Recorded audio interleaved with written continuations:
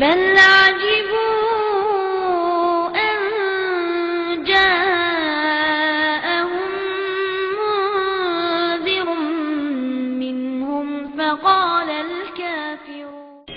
அகில உலகங்களை எல்லாம் படைத்து பரிபக்குவப்படுத்தும் அல்லாஹ்வுக்கே புகழ் அனைத்தும்.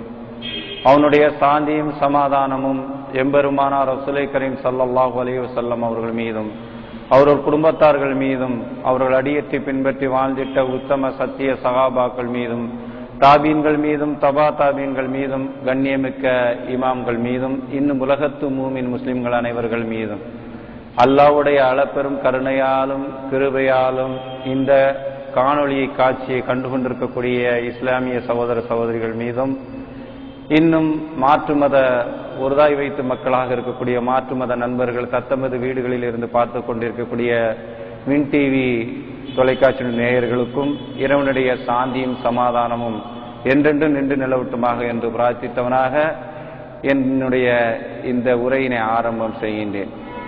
கண்ணியத்திற்கும் மதிப்பிற்கும் உரிய இறை நல்லடியார்களே, இந்த வின் டிவியினுடைய சொற்பொழிவினுடைய தலைப்பு என்னன்னு சொன்னா, மறுமை சிந்தனை, மரணத்துக்கு பரவு வரக்கூடிய மறு உலக வாழ்வை பற்றிய ஒரு சிந்தனை. ஏன் இந்த மறுமை சிந்தனையை நினைவூட்ட வேண்டும் என்று சொன்னால், ஒரு காலம் ஒரு நேரம் மனிதனுக்கு வரும், அது அவன் விரும்பியோ விரும்பாமலோ வரக்கூடிய அந்த காலம் மரண சம்பவம். அந்த மரணத்துடைய இறுதி தருவாயில் ஒரு மனிதன் கெஞ்சுவான், கதறுவான், கத்துவான். எந்த அளவுக்கு என்று சொன்னால், வல்ல ரப்புல் ஆலமீன் சூரத் ஜுமாவிலே அல்லாஹ் சொல்லி காட்டுகின்றான், மரணத்தை நான் அவனுக்கு உயிரை பிடுங்கக்கூடிய அந்த நேரத்திலே அந்த அடியான் என்னிடத்தில் கெஞ்சுதல் செய்வான். லவ்லா அக்ஹர்தனி இலா அஜலின் கரீப் வஸத்தகவாக்கும் மினஸ் சாலிஹீன். இறைவா, எனக்கு ஏன் இந்த மரணத்தை இப்போது ஏற்படுத்தின, கொஞ்சம் பிற்படுத்த. வஸத்தகவாக்கும் மினஸ் சாலிஹீன், என்னுடைய தான தர்மங்கள் சதக்காக்களை எல்லாம் கொடுத்து வக்குமின சாலிகின் சாலிகான நல்லடியார்களை நான் ஆகிவிடுகிறேனே, எனக்கு மரணத்தவையை கொஞ்சம் பிற்படுத்தே என்று மரண தருவாயில் மனிதன் கெஞ்சுவான். அதோடு மட்டுமல்ல, நாளை மறு உலகிலேயும் இந்த மனிதன் கெஞ்சுவான். இன்னும் அந்தார்னாக்கும் அதாபன் கரீபா, சூரத் 78 40வது வசனத்திலே அல்லாஹு ரப்புல் ஆலமீன் இவ் விஷயத்தை சொல்லி காட்டுகின்றான். மறுமையிலும் இந்த மனிதன் என்னிடத்தில் கெஞ்சுவான். எப்படி தெரியுமா? இன்ன அந்தர்னாக்கும் அதாபன் கரீபா யௌம யன்துருல் மருமா கத்தமத் யதா வயகூலுல் காஃபிரு யா லைத்தனி குந்து துராபா. நெருங்கி வரக்கூடிய அந்த வேதனையினால் சம்பவிக்கும் போது, இன் மருமா கத்தமத் யதா, என் கரங்களை கொண்டு நான் நல்லமல்கள் செய்து முற்படுத்தியிருக்க கூடாதா? கெட்ட அமல்களாக தீ அமல்களாகவே இருக்கின்றனவே. இதோ இறைவன் சொன்ன அந்த வேதனை நெருங்கிவிட்டதே, என்னை வேதனையில் வாட்டப் போகின்றானே, வேதனையில் வறுத்தெடுக்க போகின்றானே என்று இந்த மனிதன் அந்த மறு உலகத்திலும் கெஞ்சுவான். கெஞ்சிவிட்டு யாதொரு பயனும் அளிக்காத அந்த சூழ்நிலையில் மனைவி மக்கள் பிள்ளை குட்டி சொந்த பந்தம் சொத்து சுகம் உறவு எதுவுமே பயனளிக்காத அந்த நேரத்தில் தான் முற்படுத்தி வைத்த நல்ல அறங்கள் மட்டுமே பயனளிக்கும் என்று இறைவன் சொன்னானே, அது மட்டுமே பயனளிக்கக்கூடிய அந்த நாளில் கை சேதப்பட்டவனாக சொல்லுவான். யகூலு காபிரு, அந்த மறுமையை மறந்து மறுத்து வாழ்ந்த அந்த காபீர் இறை நிராகரிப்பாளன் சொல்லுவான், குந்து துராபா, நான் அந்த மண்ணாக ஆகியிருக்க கூடாதா, ஒண்ணும் மண்ணும் தெரியாத மண்ணாக ஆகியிருக்க கூடாதா என்று மனிதன் கெஞ்சுவான், கத்துவான், கதறுவான். இந்த மரணத்திலும் மனிதன் கெஞ்சுகிறான், நாளை மரணத்துக்கு பிறகு வரக்கூடிய மறு உலக வாழ்க்கையிலும் கெஞ்சுவான். அப்படிப்பட்ட ஒரு மறு உலக பயணத்திற்காக நாம் இந்த உலகத்திலே பயணித்துக் கொண்டிருக்கின்றோம். அந்த பயனாளி, அந்த பயணி எப்படி தன்னுடைய பயணத்தை ஆக்கிக் கொள்ள வேண்டும், எப்படி அந்த பயணத்தை ஆக்கிக் கொள்ள கூடாது என்பதை ஒரு சிறு கதை சம்பவம் மூலம் உங்களுக்கு சொன்னால் புரியும் என்று ஆசைப்படுகின்றேன். சகோதர சகோதரிகளே, என்னவென்று சொன்னால், இந்த உலகம் இயல்பாகவே பிஸியான உலகம், அவசரமான உலகம். சென்னை போன்ற பெருநகரங்களில் நாம் வாழ்ந்து கொண்டிருக்கின்றோம். இந்த அவசர உலகத்தில் எப்படி மனிதன் வாழ்ந்து கொண்டிருக்கின்றான் பார்க்கிறோமா இல்லையா?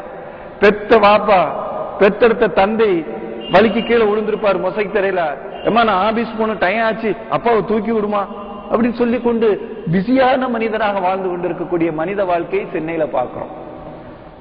எது எப்படி நடந்தா என்ன, என்னுடைய லட்சியம், என்னுடைய நோக்கு, ஹாரன் அடித்துக்கொண்டு டிராபிக்ல அப்படியே முன்னேறி போகக்கூடாது. எது யார் இடிச்சு கிடந்தா என்ன, யார் அடிபட்டு கிடந்தா என்ன, வேணும்னா ஒரு செல்ஃபி வேணா எடுத்துக்குவாங்க. அதுதான் இந்த அவசர உலகத்துல நடக்குது. அப்படிப்பட்ட இந்த பிஸியான இந்த உலகத்தில் பயணிக்கக்கூடிய ஒரு பயணியினுடைய சம்பவம் என்ன?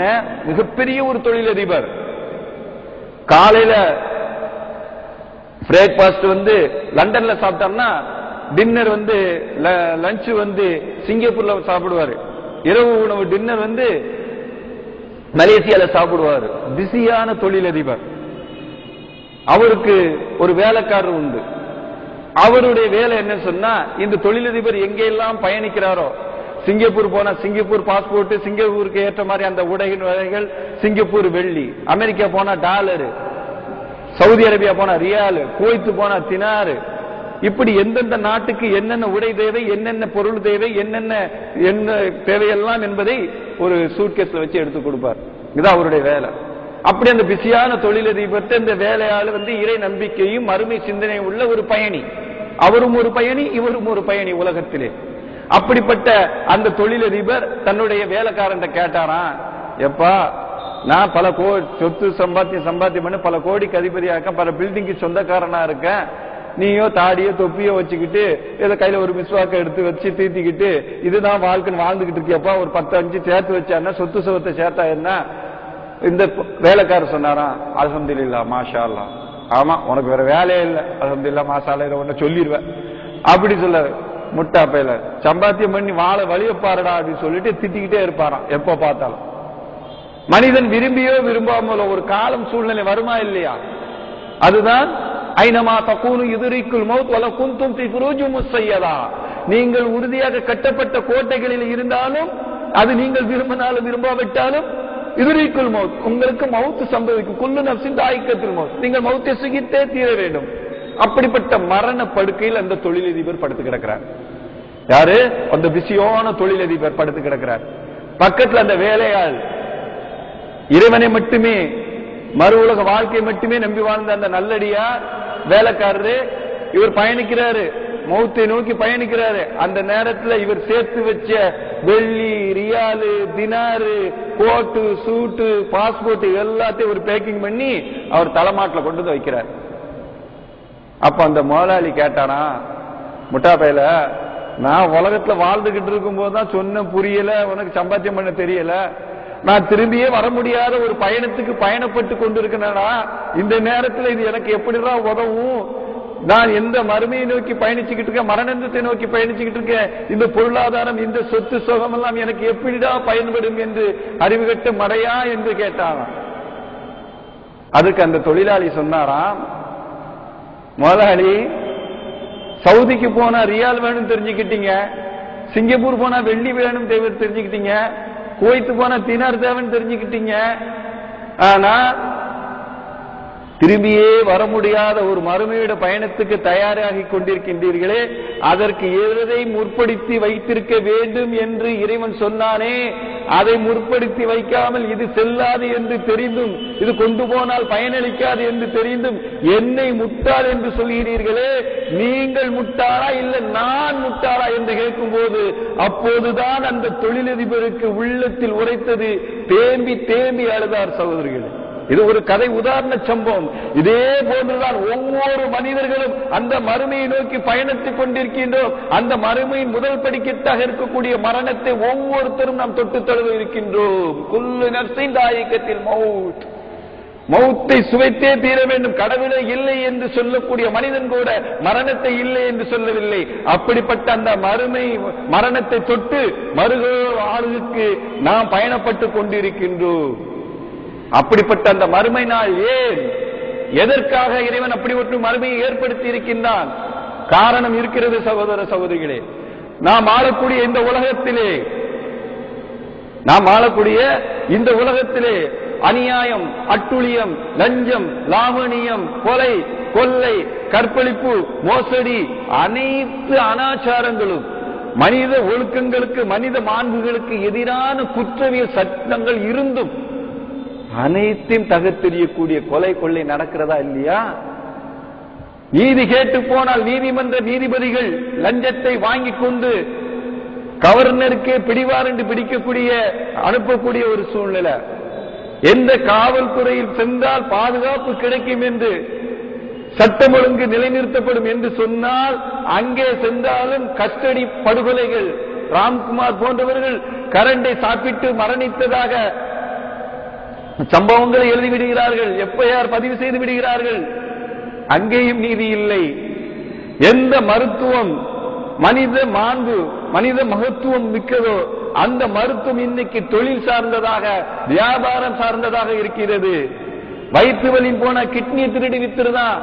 எந்த மருத்துவமனையில் இந்த மனிதனுக்கு இலவச மருத்துவம் என்று ஜிஹெச் சென்ட்ரல் ஹாஸ்பிட்டல் கவர்மெண்ட் நிறுவி இருக்கிறதோ அந்த கவர்மெண்ட் ஹாஸ்பிட்டல் போன ஸ்கேன் எடுக்க இவ்வளவு லஞ்சம், எக்ஸ்ரே எடுக்க இவ்வளவு லஞ்சம். வெளி மருத்துவமனைகள், தனியார் மருத்துவமனைகள்ல 50,000 1 லட்சம் ரூபாய்க்கு அந்த மருத்துவம் பார்க்கப்படுகிறது என்று சொன்னால் இங்கே இலவசம் தான், அதை குறைந்த செலவில் பார்க்கப்படும் என்று கையூட்டாக 25,000 10,000 வாங்கக்கூடிய மருத்துவர்களை பார்க்கின்றோம். அதே போன்று பல ஆயிரங்களை பல லட்சங்களை வாங்கிக் கொண்டு இன்னாரை கொன்றுவிடு, இன்னாரை தீர்த்து கட்டிவிடு என்று பட்ட பகலிலே நடு ரோட்டிலே வீட்டருவால் வெட்டுக்கம்பு வெட்டி படுகொலை செய்வது மனித மனம் பதைக்கிற அளவுக்கு சிசிடிவி கேமரா காட்சிகளிலே வாட்ஸ்அப்ல பேஸ்புக்ல பார்க்கும் போது மனித மனம் வலிக்கிறது. அட பாவிகளா, ஒருவருடைய உயிர் எவ்வளவு புனிதமிக்கிறது. 10 மாசம் அந்த தாய் சுமந்து பெற்ற எவ்வளவு கஷ்டப்பட்டிருப்பார் அந்த உயிர் உருவாகுவதற்கு. ஈஸியா ஒரு 10,000 கூலிக்காக கூலிப்படையை உண்டு பெற்ற மகளையோ கூட பிறந்த அண்ணனையோ இல்ல ஜட்ஜையோ இல்ல வக்கீல்களையோ இல்ல கட்சி பிரமுகர்களையோ நடு ரோட்ல வெட்டி போடுறத பாக்கிறோம். கேஸ் வழக்குன்னு போய் கேட்டா கும்பலா வெட்டிட்டாங்க, கேஸ் செல்லாது. யாருடைய அருவாப்பட்டு செத்தாதுன்னு தெரியல. அற்பமான கேலி கூத்தான சட்டங்கள். ஏழை பாதைகளுக்கு மானிய விலையில் ரேஷனில் பொருள் கிடைக்கும் என்று அங்க போய் வரிசையில கால் கிடக்க வெயில்ல போய் நின்னா கடைசியில சக்கரை தீர்ந்து போச்சு, மண்ணெண்ணெய் தீர்ந்து போச்சு, நீங்க நாளைக்கு வாங்க என்று தள்ளுபடி செஞ்சுட்டு கடைசி நேரத்தில் பிளாக் மார்க்கெட்ல விற்கக்கூடிய நிலையை பார்க்கிறோம். அதே மாதிரி உணவுல கலப்படம். எவன் எப்படி செத்தா என்ன, பிளாஸ்டிக் அரிசி, பிளாஸ்டிக் முட்டை, பிளாஸ்டிக் முட்டைக்கோசு பார்க்கிறோம். சுப்ஹானல்லாஹ், சர்க்கரையில ஜாக்கிரீனை கலக்கிறான். இன்னும் என்னென்ன ரவையில கசசல ரவைய கலக்கிறான், மிளகுல பப்பாளி விதைய கலக்கிறான். நாம தலைக்கு தேக்க எண்ணெயில குருடாயில கலந்து விற்கிறான். யாரு எப்படி செத்து போன நாசமா போன எங்களுக்கு என்ன, ஏன் பொண்டாட்டி புள்ள நல்லா இருக்கணும், நான் சொத்து சேகரிக்கணும், சுகம் வாங்கணும், நான் வீடு வாசல கட்டணும், வாழக்கூடிய மனிதர்களை பார்க்கிறோம். அதே மாதிரி பார்த்தோம் சொன்னா வீட்டுல 10 ரூபாய் துட்ட பத்திரப்படுத்தி வைக்க முடியல.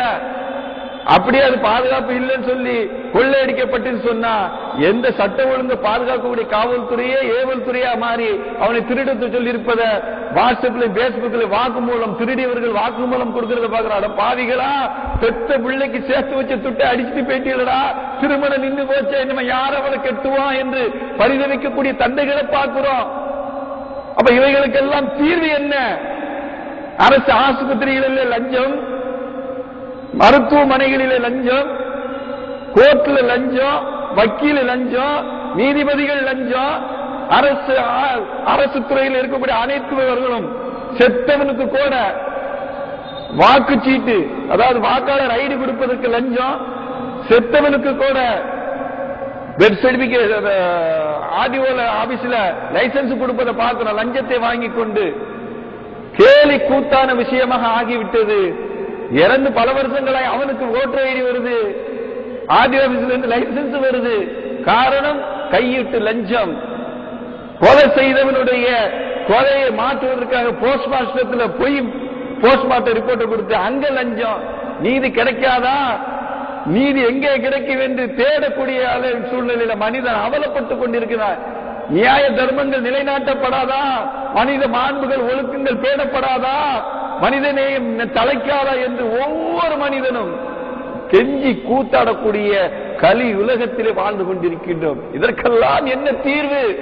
எங்கே நீதியை நிலைநிறுத்துவது என்று ஆவேசப்பட்ட சில மக்கள், உத்வேகப்பட்ட சில இளைஞர்கள், உணர்ச்சி வயப்பட்ட சில இளைஞர்கள் தங்களுக்கு என்று ஒரு தீர்வை ஏற்படுத்திக் கொண்டிருக்கின்றார்கள். அதுவெல்லாம் தீர்வா? என்ன தீர்வு? நக்சலைட் என்று ஒருத்தர்கள் ஒரு தீர்வை எடுத்துக்கொண்டு, மாவேஸ்டுகள் என்று ஒருத்தர்கள் தீவிர எடுத்துக்கொண்டு, ஐஎஸ்ஐ என்று ஒருத்தர்கள் தீவிர எடுத்துக்கொண்டு, ஏபிவிபி என்று பஜ்ரங்கல் தளம் என்று ஒருத்தர்கள் தீர்வை எடுத்துக்கொண்டு, அல்லுமா என்று ஒருத்தர்கள் தீர்வை எடுத்துக்கொண்டு செல்லுகின்றார்களே, இதெல்லாம் தீர்வா? இதெல்லாம் தீர்வை தருமா? இல்லை சகோதரர்களே.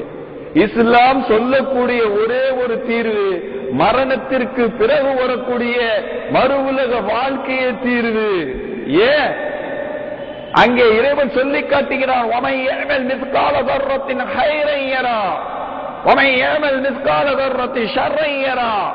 நீங்கள் அணுவளவு நன்மை செய்தாலும் அங்கே அதை பெற்றுக் கொள்வீர்கள், அணுவளவு தீமை செய்தாலும் பிளக்கவே முடியாத ஒரு பொருளுக்கு சொல்லக்கூடிய விஷயம் தான் அணு, அதையும் நீங்கள் அங்கே பெற்றுக் கொண்டீர்கள்.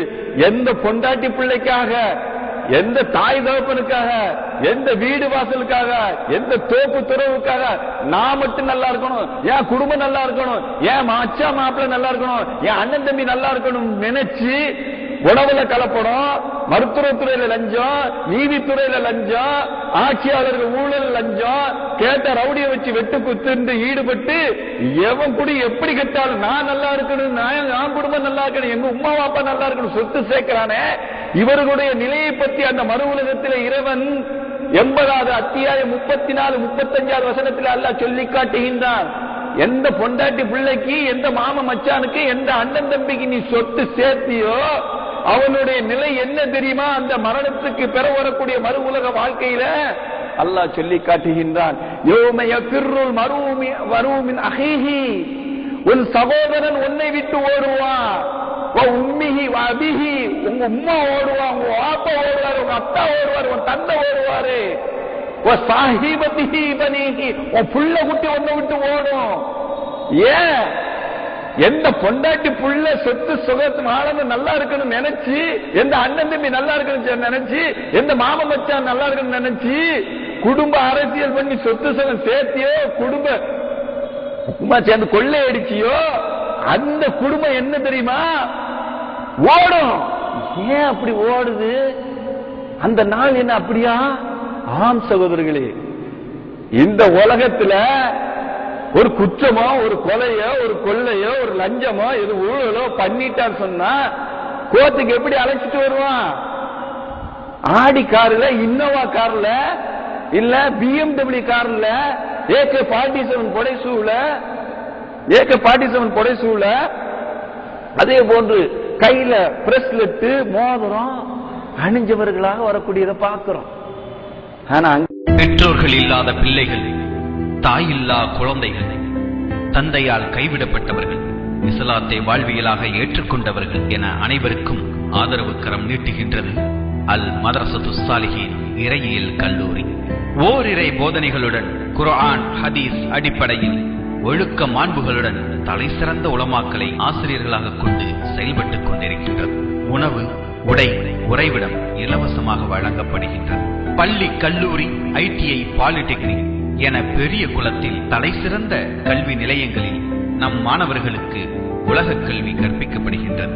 இந்த குழந்தைகளை நீங்களும் அரவணைக்கலாம். அனாதைகளை அரவணைப்பவர்கள் ஸ்வர்க்கத்தில் என்னுடன் இருப்பார்கள் என்ற பெருமானாரின் சொல்லிற்கிணங்க மறுமையில் அக்காபா எனும் பாதையை கடந்து சுவனம் செல்ல ஒரு அரிய வாய்ப்பு.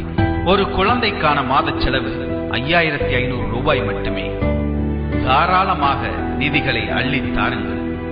அல் ஜன்னத் இறையியல் அழைப்பியல் மையம் இஸ்லாமிய மார்க்கத்தை வாழ்வியலாக ஏற்ற சகோதரிகளுக்கு குர்ஆன் ஹதீஸ் ஒளியில் இஸ்லாமிய நெறியை கற்றுக் கொடுக்கும் உன்னதமான மதரசா. சென்னையின் இதய பகுதியில் அமைந்துள்ள இம்மதரசாவில் மார்க்க அறிஞர்களை கொண்டு வாழ்வியல் பாடம், திருக்குர்ஆன் மனன பயிற்சி, தொழுகை மற்றும் இஸ்லாமிய அடிப்படை சட்டங்கள் என புடம்போட்ட தங்கங்களாக உருவாக்கப்படும் பயிற்சி பட்டறை அல் ஜன்னத் அழைப்பியல் மையம். குறைந்தபட்சம் 3 மாத பயிற்சி பெற்றவுடன் தாவா என்னும் அழைப்பு பணியை செயல்முறையாக செயல்படுத்தும் பயிற்சி மற்றும் இஸ்லாமிய பெண்களுக்கான கோடைகால பயிற்சி முகாம்.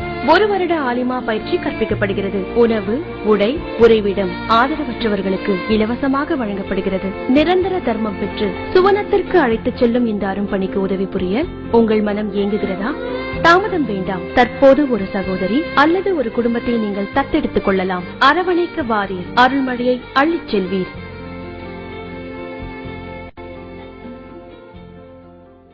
அப்படியா? இங்க சென்னை போன்ற பெருநகரங்கள்லயோ இல்ல தென் மாவட்டம் போன்ற பெருநகர கோர்ட்டுடைய அமைப்பு எப்படி இருக்கும்? வேப்ப மர நிழலு, ஏசி கோர்ட்டு, குற்றம் செஞ்சவனு ஏசில, கொலை செஞ்சவனு ஏசில, விசாரிக்கக்கூடிய வக்கீல் ஏசில, நீதி சொல்லக்கூடிய நீதிபதி ஏசில, பாதிக்கப்பட்டவனு ஏசில, குழுக்குழுன்னு ஏசில இருந்து பதில் சொல்லுவாரு. அங்க அப்படியா? இறைவன் சொல்லி காட்டுகின்றான். 20வது அத்தியாயம் அடுத்து புரட்டி பார்த்தீங்கன்னா அல்லாஹ் சொல்றான், அந்த பூமி வேறு பூமியாக மாற்றப்பட்டிருக்கும். இந்த சூரியன் இருக்கிறா அல்லவா, இந்த வானம் இருக்கிறதா அல்லவா, எழுதி சுருட்டப்பட்ட காகிதம் மாதிரி இறைவன் சுருட்டி விடுவான். பூமி சமதளமாக மேடு பள்ளம் மறைவில்லாமல் ஆக்கிவிடப்படும். நீதி விசாரணை மன்றத்தில் நிற்கக்கூடிய அந்த பல கோடி மக்கள், உலக மக்கள் கோடி அனைவர்களுக்கும் மேல சூரியன் ஒரு ஜான், ஒரு முழம் உயரத்தில் நிறுத்தப்படும்.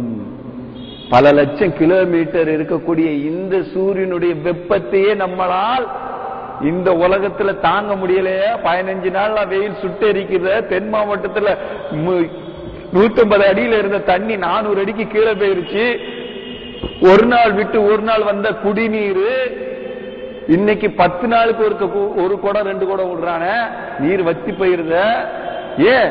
சூரியனுடைய வெப்பம் தாங்காம மழை இல்லாத காரணம். அதே சூரியனை அந்த மறுமை நாளில் இறைவன் குற்றவாளிகளுக்கும் மேல ஒரு ஜார், ஒரு முழம் உயரத்தில் நிறுத்தினான்னா என்ன ஆகும்? வேர்வை ஊற்றெடுக்கும்.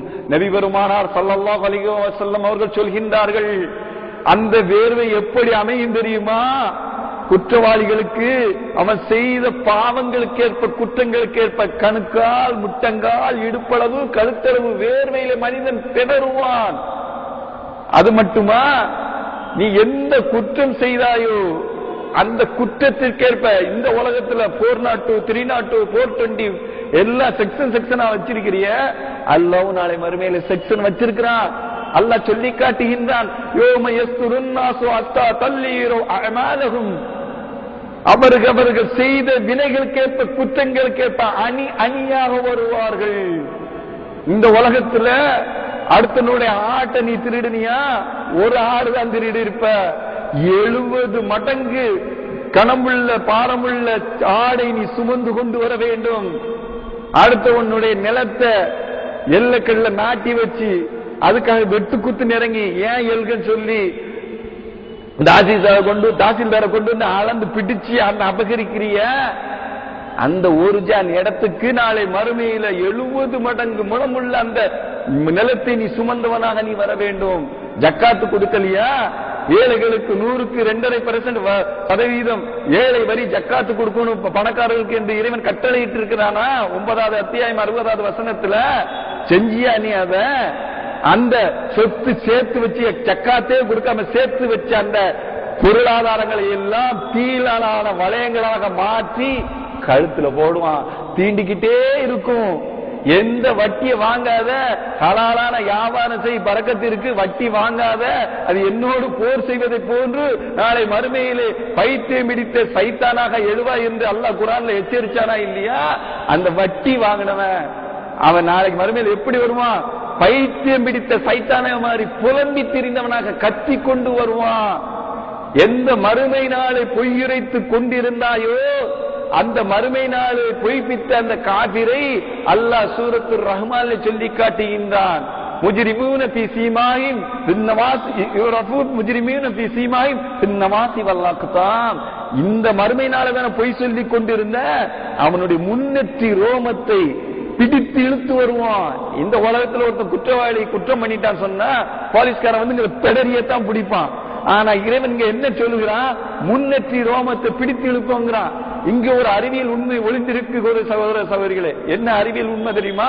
மனிதனுக்கு சிறுமூல பெருமூலங்கிற மாதிரி யோசிக்கக்கூடிய பகுதி என்று மருத்துவர் பல பாகங்களை பிரிச்சு வச்சிருக்கிறாங்க. இது குற்ற உணர்வுகளை, பொய் பேசக்கூடிய உணர்வுகளை, குற்றம் தூண்டக்கூடிய உணர்வுகளை இந்த முன்மூலதான் சொல்வதாக மருத்துவர்கள் இன்னைக்கு கண்டுபிடிச்சிருக்கிறாங்க. ஒரு விஞ்ஞான உண்மையை எழுத படிக்க தெரியாத உம்மி நபி ஸல்லல்லாஹு அலைஹி வஸல்லம் அவர்களுக்கு 1500 ஆண்டுகளுக்கு முன்பாக வழங்கப்பட்ட குர்ஆன்ல சொல்றான், பொய்யிரத்து யூரபு முஜ்ரிமூன ஃபீ சீமாஹிம். எந்த நாளை நீ பொய்யிரத்தாயோ அந்த பொய்யிரத்த நாளில் அந்த குற்றவாளி முன்னெற்றி ரோமத்தை பிடிச்சு இழுத்துட்டு வருவான். அது மட்டுமா, இங்க உலகத்துல இந்த கோர்ட்ல குற்றவாளி எப்படி வருவாரு? நல்ல பட்டு சிப்பா, பட்டு பைஜாமா, கதர் வேட்டி, கதர் சட்டை, பிரஸ்லெட், கழுத்துல சிங்கப்பல் பதிச்ச செயின், அப்படி மிளிர் அப்படி வந்து நிப்பாரு. ஆனால் அங்க குற்றவாளிகளை அல்லாஹ் எப்படி கொண்டு வருவான் தெரியுமா?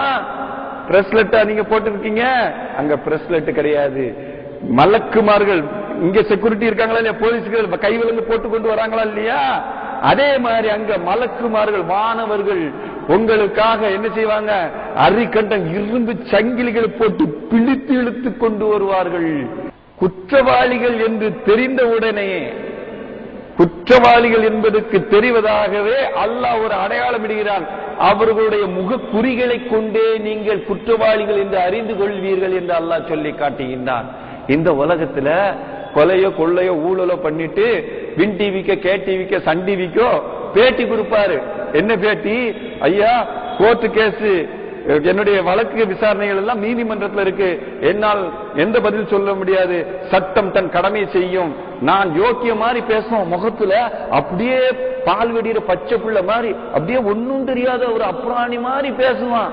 ஆனால் மறு உலகத்துல அல்லாஹ் சொல்லுகின்றான், அந்த மறுமை நாளில் அவன் முகக்குறி அடையாளங்களை கொண்டு இருள் அடைந்திருக்கும் குற்றம் செஞ்சவனுடைய முகம் கருத்து போயிருக்கும். அதை வச்சே மக்கள் தெரிஞ்சு கொள்வாங்க, இவன் அநியாயக்காரன், மோசக்காரன் தெரிஞ்சு கொள்வார்கள். அது மட்டுமா, இங்க பட்டு சிப்பா பட்டு வேட்டி இல்லவா, அங்க மறு உலகத்துல நீ குற்றவாளி என்று தெரிஞ்ச மாத்திரத்திலே நிர்ணயிக்கப்பட்ட மறு செகண்டிலே உனக்கு என்ன நடக்கும்? கொதிக்கக்கூடிய தாரினால் ஆன ஆடை உனக்கு அனுபவிக்கப்படும். பட்டு சிப்பாவா உனக்கு இங்க?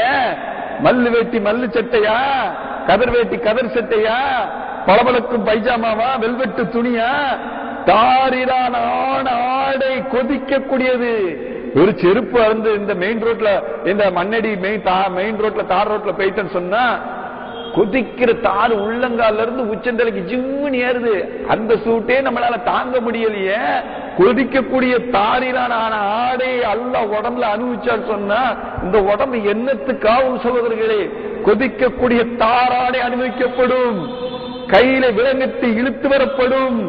அந்த நேரத்திலே நபி பெருமானார் ஸல்லல்லாஹு அலைஹி வஸல்லம் அவர்கள் சொல்கின்றார்கள், மனிதர்கள் எப்படி இழுத்து வரப்படுவார்கள் தெரியுமா? கோடான கோடி மக்கள் அலை அலையாக வருவார்கள், ஒன்றோடு ஒன்றோடு மோதிக்கொள்வார்கள் என்று அல்லாஹ் சொல்கின்றான். அவர்கள் புற்றீசலை போல, ஒரு ஈசல் தன்னுடைய புற்றில் இருந்து வெளிச்சத்தை பார்த்து எப்படி கும்பல ஓடி வரும், அதே மாதிரி இறைவன் அந்த மறுமை நாளில் விசாரணைக்காக அழைக்கும் போது ஓடி வருவார்கள். தங்கள் நிலை என்ன, தங்கள் நிலை என்ன என்று ஓடி வருவார்கள். ஒருவரோடு ஒருவர் மோதிக்கொள்வார்கள். பார்க்கிறோமா இல்லையா? சென்னை போன்ற பெருநகரங்களில் உள்ள கோர்ட்டுகளிலும் சரி, தென் மாவட்ட கோர்ட்டுகளிலும் சரி, ஒட்டுமொத்த தமிழகத்தில் உள்ள கோர்ட்டு ஒரு 5000 கோர்ட்டு இருக்குன்னு வச்சுங்க, அதுக்கே கேஸ் வழக்குகள் தேங்கி கிடக்குது. ஏன்? மிஞ்சி போனா இத்தனை கோடி மக்கள், சொற்ப கோடி மக்களுக்கு இவ்வளவு கோர்ட்டு இருந்தும் கேசுகளுக்கு தேங்கி இருக்கு, விசாரிக்க முடியல.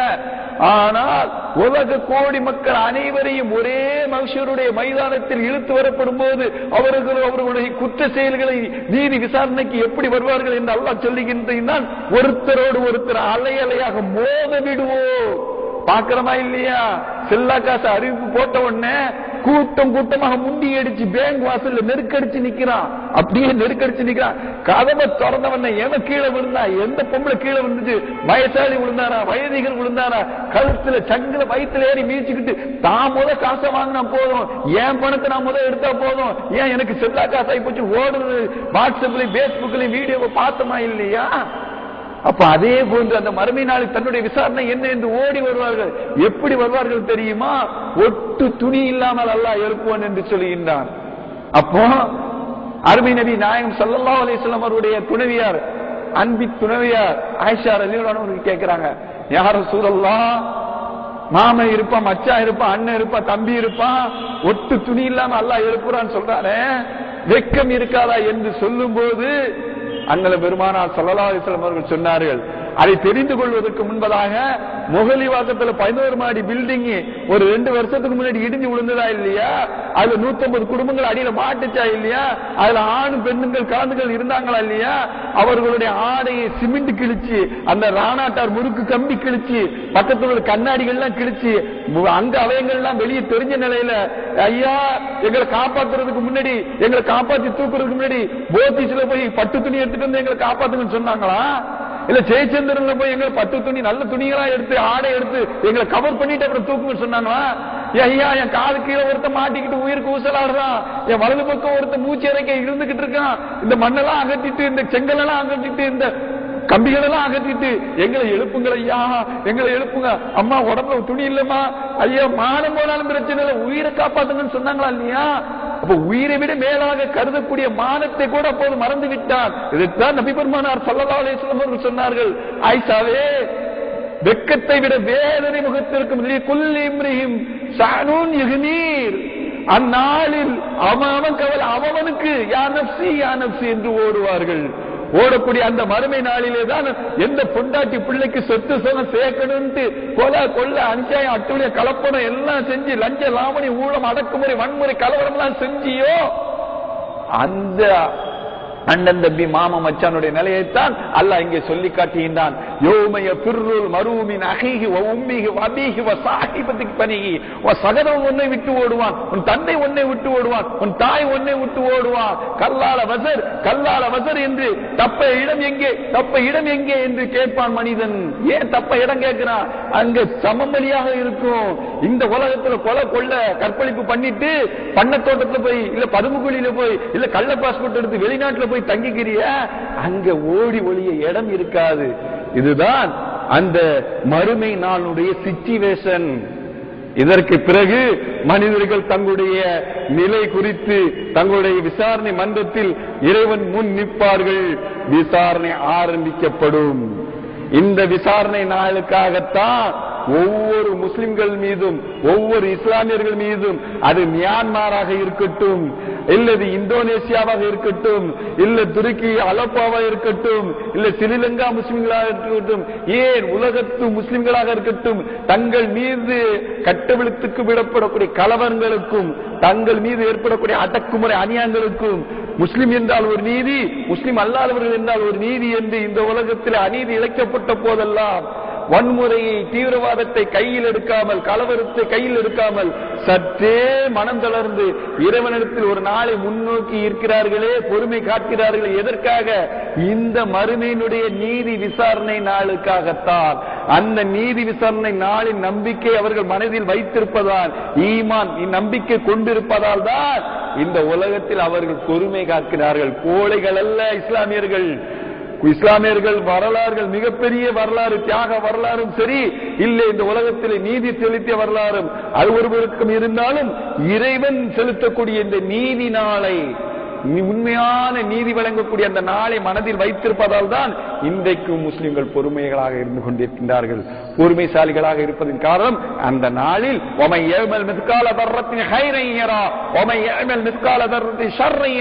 அணுவளவு நன்மை செய்தால் மங்கே, அணுவளவு தீமை செய்தால் இறைவன் நீதி செலுத்துவான்.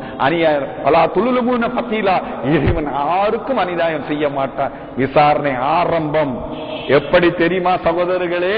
எப்படிப்பட்ட சூழ்நிலையில் விசாரணை ஆரம்பிக்கிறான்? சூரியன் ஒரு ஜான் உயரத்திலே வைத்து வேர்வைகள் முட்டங்கால் முழுக்கால் கணுக்கால் அதே போன்று தாரிலான ஆடைகள் அணிவிக்கப்பட்டு இறைவனுடைய சன்னிதானத்தில் கொதிக்கிற வெயிலில் ஐயோ இறைவா யா நப்சி யா நப்சி என்று கெஞ்சி கதறக்கூடிய அந்த நீதிமன்றத்திலே விசாரணை எப்படி ஆரம்பிப்பான் தெரியுமா சகோதரர்களே? முதலில் இறைவன் செய்யக்கூடிய வேலை, முதலில் குற்றவாளிகளுக்கு இறைவன் செய்யக்கூடிய வேலை 36வது அத்தியாயம் 65வது வசனத்தில் இறைவன் சொல்லி காட்டுகின்றான்.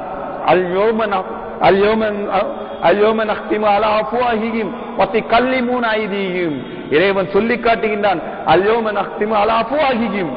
முதலாக மனிதனுக்கு செய்யக்கூடிய வேலை வாய்க்கு திரையிடுவது. ஏன் இந்த மனுஷன் எதனாலும் சல்ஜாபு சொல்லி வாய்ச்சாலம் பண்ணி தான் இந்த உலகத்தை ஜெயிக்கிறான்.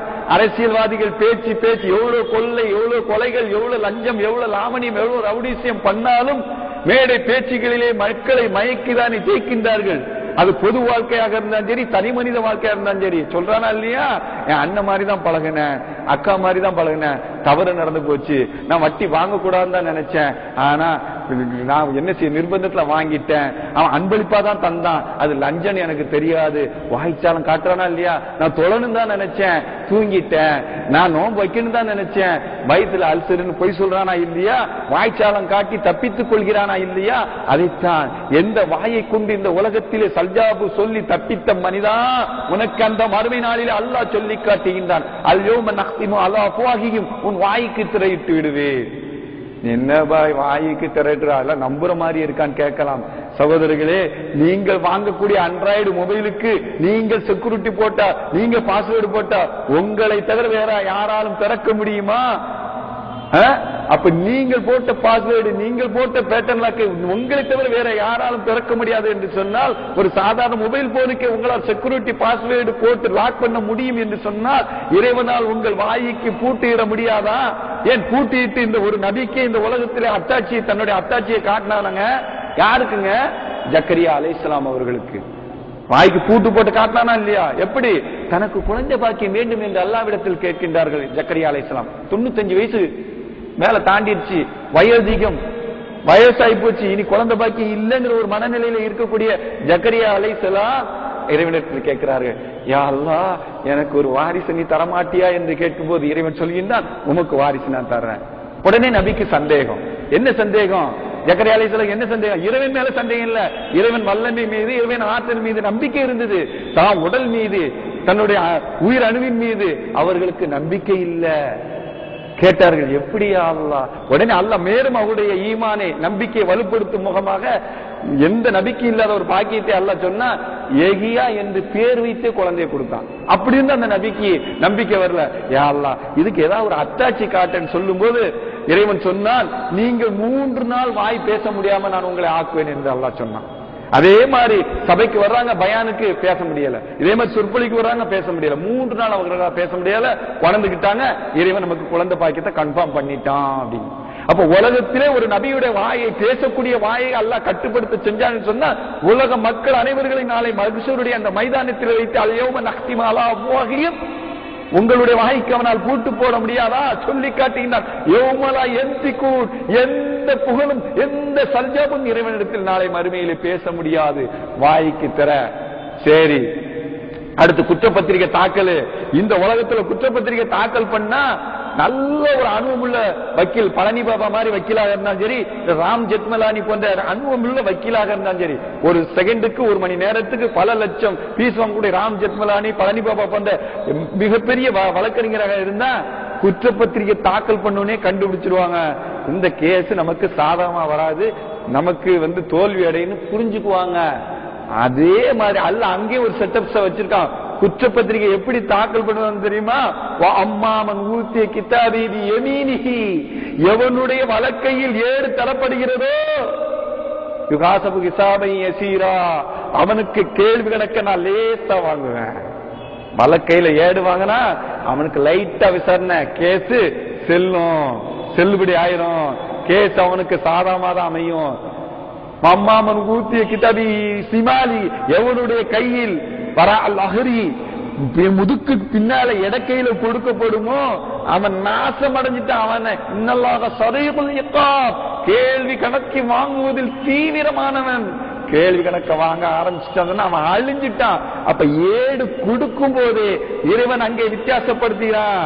நல்லவனுக்கு ஒரு ஏடு, கெட்டவனுக்கு ஒரு ஏடு, குற்றவாளிக்கு ஒரு ஏடு. குற்றப்பத்திரிகை தாக்கலிலே முடிவு தெரிஞ்சிருது. அது மட்டுமா, ஏடு எங்க இருந்து எடுத்துட்டு வர்றான் தெரியுமா? அல்லாஹ் சுப்ஹான் அல்லாஹ், அதையும் அல்லாஹ் சொல்லி காட்டுகிறான். நல்லவருடைய ஏடு இல்லியூன் என்று சுவனபதியில இருந்து, சுவனத்தினுடைய கூடத்தில் இருந்து எடுத்துட்டு வரப்படும் நல்லவர்களுடைய ஏடு. கெட்டவர்களுடைய ஏடு சிஜ்ஜீன் என்ற பாவிகள் வசிக்கக்கூடிய சிறை கூடத்திலிருந்து அந்த ஏடு எடுத்துட்டு வரப்படும். ஏடு எடுத்துட்டு வருவதிலையும் வித்தியாசம், ஏடு கொடுக்கறதுலயும் வித்தியாசம். ஆனா அந்த ஏடை யார் வாங்கணும் தெரியுமா? இந்த உலகத்துல ஏடு யாருங்க சுமந்துட்டு வருவா? குமஸ்தா சுமந்துட்டு வருவாரு, வக்கீல் சொல்லி பொய் சொல்லி எழுதுவாரு. ஆனா அந்த ஏடு யார் எடுத்துட்டு வருவா தெரியுமா? முபர்ரகான மலக்குமார்கள், வானவர்கள் எடுத்துட்டு வருவாங்க கேஸ்கெட்டை. அந்த கேஸ்கெட்டை எடுத்துட்டு வருது வானவர்கள், சுமக்கிறது நீ. குமஸ்தா சுமக்க மாட்டார். அங்க உன் கேஸ்கெட்டை நீ தான் சுமக்கணும். அந்த கேஸ்கெட்டை பார்த்த உடனே இந்த மனிதன் சொல்லுவான், லம்பூத்த கிட்டாதியா, இந்த ஏடு எனக்கு தரப்படாமல் இருந்திருக்க வேண்டுமே. வலம் மதிரிமா கிசாபியா, எனக்கு இப்படி ஒரு விசாரணை இருக்குது என்று நான் தெரியாமல் வாழ்ந்து விட்டேனையா அல்லாஹ், இந்த ஏடு தரப்படாமல் இருந்திருக்க வேண்டுமே. ஏன் இவன் செஞ்ச குற்றப்பத்திரிகை தாக்கல் செய்யும் போது இவன் செஞ்ச குற்றங்கள் பிறந்ததிலிருந்து இறப்பது வரைக்கும் அனைத்தும் பதியப்பட்டிருக்கும். எப்படியா அல்லாஹ் இதை பதிஞ்ச, அதையும் அல்லாஹ் சொல்லி காட்டுகிறார். 50வது அத்தியாயம் 18வது வசனத்தில் அல்லாஹ் சொல்லி காட்டுகின்றார், மா யல்ஃபிது மின் கௌலி இல்லாதி லதைஹி ரகீபுன் அதீத். 2 கண்ணியமிக்க செக்யூரிட்டி மலக்குமார்கள் இந்த உலகத்துல ஒவ்வொரு மனிதனுக்கும் அல்லாஹ் சாட்டி இருக்கிறான். அங்க வேணா இந்த உலகத்துல வேணா கோர்ட்டுக்கு பாதுகாப்பாக AK-47 போட்டு சங்கிலி போட்டு ஆளை அழைச்சிட்டு வருவான் பாதுகாப்புக்கு, தப்பிச்சு ஓடிடக்கூடாதுன்னு. ஆனா இங்க பிறக்கும் போதே உனக்கு செக்யூரிட்டி கார்டோட தான் நீ வர்ற, செக்யூரிட்டி கார்டோட தான் இருக்க. பாக்குறமா இல்லையா? உன்னோட ஆண்ட்ராய்டு மொபைல்ல பேட்டர்ன் லாக்க போட்டு உன் செய்தி எவனு எடுத்துடக்கூடாது, உன் செய்தி எவனு படிச்சிடக்கூடாது, உன்னுடைய போட்டோவை உன்னுடைய வீடியோ யாரும் பார்த்துடக்கூடாது, பாஸ்வேர்டு போடுற இல்லையா? அதே மாதிரிதான் நீ என்னென்ன தப்பு செய்யற, என்னென்ன தவறு செய்யற எல்லாத்தையும் பதிவதற்காக இந்த உலகத்திலே அல்லாஹ் உன்னுடைய 2 புஜங்களிலுமே செக்யூரிட்டி கார்டை நியமிச்சிருக்கான். அல்லாஹ் சொன்னாரா இல்லையா? அந்த செக்யூரிட்டி கார்டு தான் நீ பிறந்ததிலிருந்து மரணிப்பது வரைக்கும் என்ன செஞ்ச அனைத்தையும் அங்கே அல்லாஹ் வெளிப்படுத்துவான். உள் ஒன்று வைத்து புறம் ஒன்று பேசினைய, டிவிகளுக்கு பேட்டி கொடுத்திய, நான் குற்றவாளி இல்லைங்க, கோர்ட் சட்டம் தன் கடமை செய்யும் பேட்டி கொடுத்திய, அனைத்து ஊழல் லஞ்சங்களை செய்துவிட்டு அல்லோ போல நடிச்சு அழுதிய. ஆனால் அங்கே மறு உலகத்தில் உள்ளத்தில் உள்ளதையும் இறைவன் வெளிப்படுத்துவான். இந்த உலகத்துல உள்ளத்தை உள்ளது ஜட்ஜுக்கு நீதிபதிக்கு தெரியாது, பாதி பிரதிவாதிகளை வச்சுதான் அவன் தெரிஞ்சு கொள்வார். மறுமையில் அவனுக்கு அப்படி அல்ல, மறைவானதை அறியக்கூடியவன் இறைவன். கடல் இருட்டு, மை இருட்டு, கற்பாறை அது இருட்டு, அதுக்குள்ளே இருக்கக்கூடிய தேரை அது உள்ளத்தில் என்ன நினைக்கிறது என்று அறியக்கூடியவன் அல்லவா அவன். அவன் தெரிந்து கொள்வான் குற்றவாளியுடைய நிலைப்பாட்டை. ரகசியங்கள் எல்லாம் வெளிப்படும். பார்க்கிறோமா இல்லையா? அம்மாவுடைய மரணம் என்ன என்று இன்னும் அந்த மர்மங்கள் நமக்கு தெரியவில்லை. அந்த மர்மங்களை அங்கே அல்லாஹ் காட்டுவான். ரகசியங்கள் வெளிப்படும். அப்படிப்பட்ட அந்த நாளில் அந்த ஏட்டை கையிலே வாங்கி கொண்டு மனிதன் கதறுவா, லம்பூத்த கிதாபியா, இந்த ஏடு எனக்கு தரப்படாமல் இருந்திருக்க வேண்டுமே. நான் செய்த சிறிய தவறு பெரிய தவறு அனைத்தும் இதில் பதியப்பட்டிருக்க. என் மாமனுக்கு தெரியாம, என் மச்சானுக்கு தெரியாம செய்த தப்புகள், என் மனைவிக்கு தெரியாம செய்த கள்ளக்காதல்கள், என்ற ஊர் உலகத்துக்கு தெரியாம இரட்டில இன்டர்நெட்டிலே செய்த ஆபாச குற்றங்கள் எல்லாம் பதியப்பட்டிருக்கிறது. 70 ஓடுன மாதிரி ஓடும். வலம் மதிரிமா கிசாபியா, இப்படி ஒரு விசாரணை இருக்கிறது என்பது தெரியாமல் நான் வாழ்ந்து விட்டேனே என்று மனிதன் அப்போது கதறுவார். என்ன பிரயோஜனம்? நிற்க வேண்டும், ஏட்டை வாங்கி கொண்டு நிற்க வேண்டும். வேப்ப மரலின் நிழலில் அல்ல, ஏசி காட்டில் அல்ல, ஒரு ஜான் உயரத்திலே வெப்பம் தாக்கிக் கொண்டிருக்கும் நரகத்தினுடைய காத்து விசிறி கொண்டிருக்கும். மனிதன் கத்துவான், கதறுவான், கல்லால பசர் இறைவா தப்ப இடம் குறை அல்ல என்று மனிதன் கத்துவான், கதறுவான். முடியாது, முடியாது. விசாரணை ஏடு கையில் தரப்பட்டு அவன் பாவச்சுமையை சுமந்து கொண்டவனாக இறைவன் சொல்லி காட்டுகின்றான். இடுப்பு எலும்புகள் உடைந்து போகக்கூடிய அளவுக்கு நீ அவனுடைய விசாரணை மன்றத்தில் நிற்க வேண்டும். இந்த உலகத்துல கேஸ் கட்ட வாங்கின உடனே ஜட்ஜிட்ட ஒரு கையெழுத்தை போட்டு வாய்தா வாய்தா வாய்தா வாய்தா. ஏன் இவனுக்கு நிக்க நேரம் இல்லையா, படுக்க நேரம் இல்லையா, அவசர உலகமா, வாய்தா வாய்தா. அங்க அப்படியா வாய்தா போட முடியுமா? அல்லாஹ்வுடைய அந்த மஹ்ஷருடைய மைதானத்தில் இறைவன் சொல்லி காட்டுகின்றான்.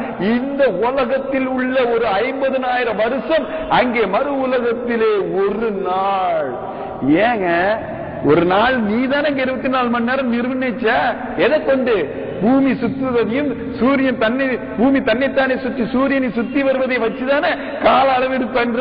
அதை யார் சுத்த செய்தது? சூரியனும் சந்திரனுக்கும் ரஹ்மானும் மினசமாய் வல்லாருந்து, வானத்துக்கும் பூமிக்கும் சொந்தக்காரன் எவன்? அல்லாஹ் அல்லவா? அவன் தான் பூமியை சந்திரன் சுத்துறான். அப்ப அவனால் ஒரு நாளை 50,000 வருஷமாக ஆக்க முடியாதா? முடியும். 50,000 வருஷம், ஒரு நாளா 2 நாளா அந்த மனுஷனுடைய மைதானத்தில் அந்த வெயில் பூர்ஜான் உயரத்தில் இருக்கும் போது நிர்வாணிகளாக வேர்வைகள் கொட்டக்கூடிய சூழ்நிலையிலே கெஞ்சி கதறி இடுப்பு எலும்பு ஒடிந்து போகக்கூடிய அளவுக்கு அந்த குற்றவாளிக்கு குற்றப்பத்திரிகை தாக்கல் செய்து நிற்க வேண்டுமே. முடியுமா சகோதரிகளே? ஒரு தக்கல் டிக்கெட்டுக்கு நீங்க போய் வரிசையில் நின்னு சொன்னா, பிள்ளைக்கு ஒரு ஸ்கூல்ல போய் பாமாங்கன்னு சொன்னா, மணி கணக்கில் நின்னு சொன்னா, ஐயா கால் வலிக்குது, கொஞ்ச நேரம் பாத்துங்க, பாத்ரூம் போயிட்டு வந்துடுறேன், ஒரு ஜூஸ குடிச்சிட்டு வந்துடுறேன், ஒரு டீயை குடிச்சிட்டு வந்துடுறேன், கெஞ்சிரமே கதறமே, பக்கத்துல உள்ளவன்ட்ட பார்த்துட்டு போ சொல்றமே. நாளை மறுமையிலே அல்லாஹ்வுடைய சன்னிதானத்தில் சொல்லிவிட்டு வாய்தா கேட்டுவிட்டு வர முடியுமா? இடுப்பு எலும்பு ஒட்டிட்டு போகக்கூடிய அளவுக்கு அவனுடைய சன்னிதானத்தில் இப்படி நிற்க வேண்டுமே. என்ன நிலை? விசாரணை ஏடு கையில தரப்பட்டாச்சு, சாட்சியை விசாரிக்கணுமா இல்லையா? நான் என்ன குற்றம் செஞ்ச மனுஷன் கேட்பானா இல்லையா? ஏத்துல ஓகே முடிஞ்சு போச்சு. சாட்சியை விசாரிக்கணுமா இல்லையா? சாட்சியை விசாரிப்பான். யாரு தெரியுமா? இந்த உலகத்துல வேணா பொய் சாட்சி சொல்வதற்கு 10 ரூபா கொடுத்தா பொய் சாட்சி, 10 லட்சம் கொடுத்தா அந்த குற்றத்தை நானே செஞ்சேன்னு போய் உட்காருவான். பாக்குறமா இல்லையா? பரீட்சை எழுதுறதுக்கு ஒரு எம்பி தன்னுடைய போன்று பேர் இருக்கக்கூடிய ஒரு ஆளை போர்ஜரி பண்ணி பத்திரிகை பரீட்சை எழுத சொன்னா நான் அந்த உலகத்துல பார்த்தோமா இல்லையா? அதே மாதிரி அங்க சாட்சி பொய் சாட்சி சொல்ல முடியுமா? போர்ஜரி பண்ண முடியுமா? முடியாது சகோதரர்களே. ஏன்? சாட்சி எங்க இருந்து இருக்கிறான் தெரியுமா?